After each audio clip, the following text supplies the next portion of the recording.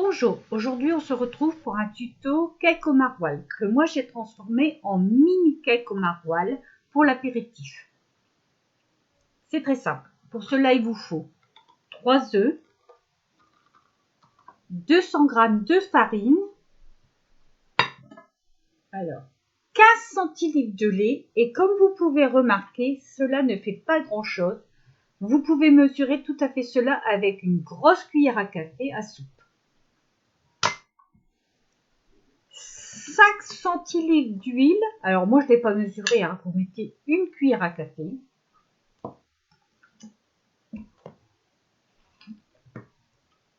Du sel, du poivre. Une cuillère à café de levure. Un maroilles de 200 g, mais là ça fait 210 g, c'est bon. 70 g de lardons et 50 g de gruyère râpée. Voilà. En matériel, vous avez besoin d'un fouet, d'un saladier. Alors moi j'ai ces genres de petits plats à cake pour faire des mini cakes. Si vous les avez pas, vous pouvez tout à fait faire dans un plat à cake et couper des tranches, couper en 4 et ça fait votre présentation pour l'apéritif. Ce qui est beaucoup mieux que d'acheter du tout fait avec des conservateurs. Et moi, pour graisser mon moule, j'ai ce genre de produit, mais vous pouvez tout à fait faire fondre de la margarine et le passer au pinceau. Moi, du silicone, même du silicone, je le verse tout le temps, même si on dit que c'est pas utile. Alors, la recette est très facile. On va casser les œufs dans le saladier, voilà, comme ceci.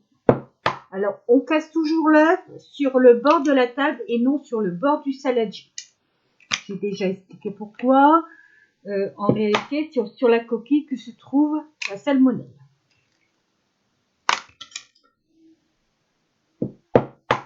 Hop. Les 3 œufs. Vous les fouettez un petit peu.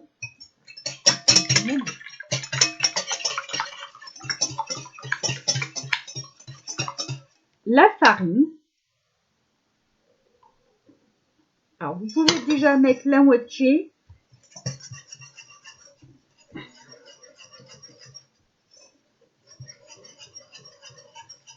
Hein?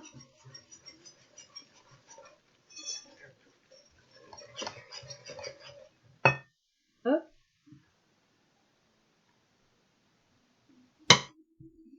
Sur la farine. Moi, j'y ajoute déjà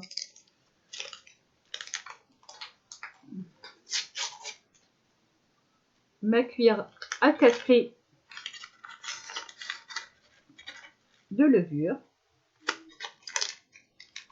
Alors, le sachet, vous ne le jetez pas, bien sûr.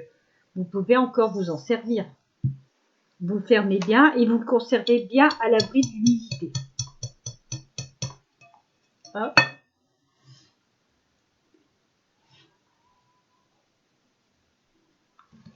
Je vais ajouter ma cuillère d'huile.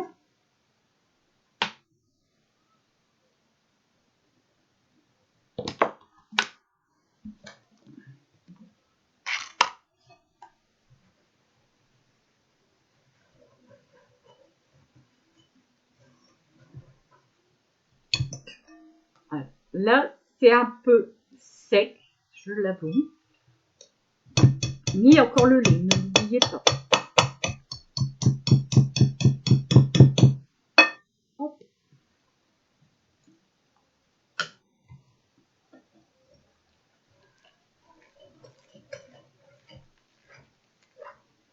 Alors, si vous voyez que c'est trop sec, comme moi aujourd'hui, sachez que une pâte à une autre n'est pas... Là, c'est une recette que j'ai pris, que je ne connaissais pas. Donc, je vais rajouter un peu de lait.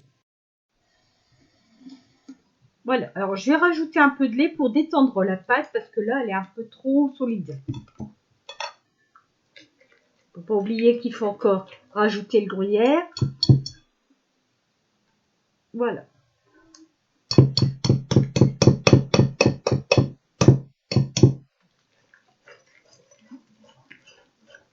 Voilà, elle est un peu mieux.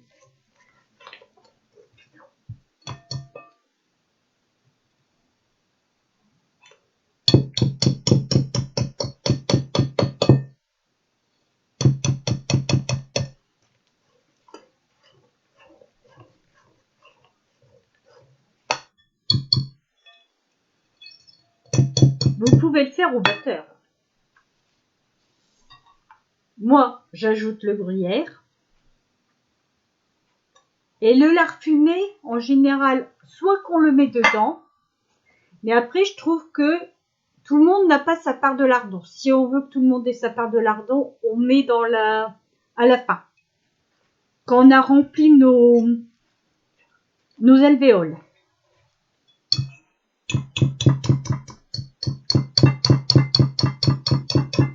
Voilà.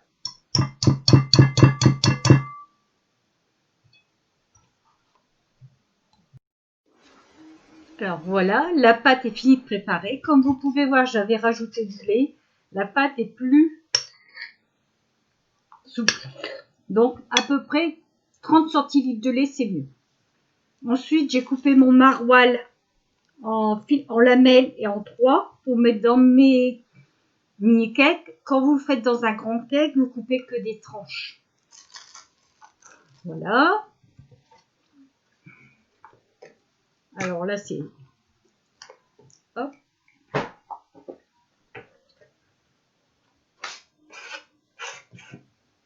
Hop.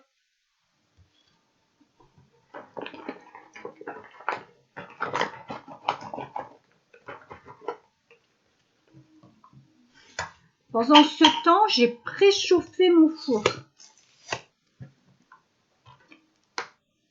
Alors, je vais poivrer ce que j'ai oublié. Mais moi, je rajoute pas de sel puisqu'il y a des lardons. N'oubliez pas une chose, on mange trop salé, trop sucré.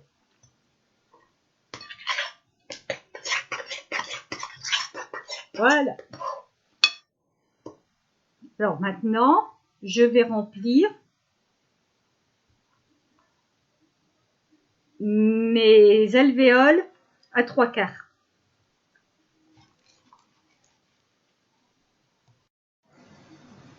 Voilà, j'ai fini de remplir mes alvéoles. Là, je vais rajouter du lard fumé.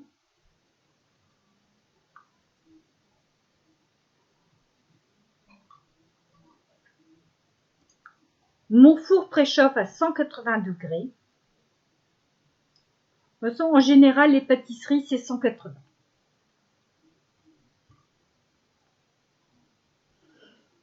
Vous ajoutez une tranche,